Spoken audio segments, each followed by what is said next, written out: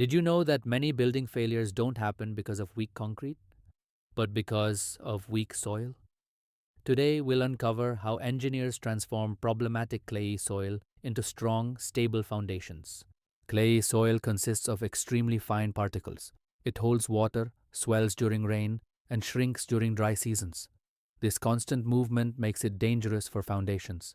Before improving clay soil, engineers perform geotechnical investigations.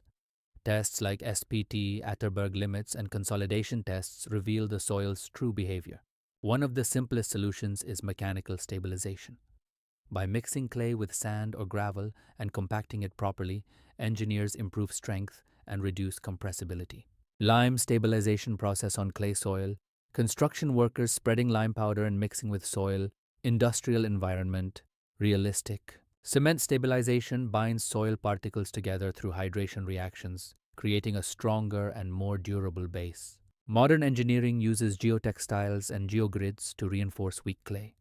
These materials distribute loads and reduce settlement.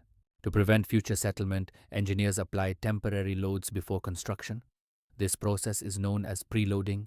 Prefabricated vertical drains accelerate consolidation by allowing trapped water to escape faster. Stone columns increase bearing capacity and improve drainage. They are widely used for medium-rise buildings and embankments. For extremely weak clay, deep soil mixing creates strong soil cement columns underground. Remember, the strength of any structure begins beneath the surface. Concrete and steel cannot compensate for weak ground. True engineering starts with understanding and improving the soil.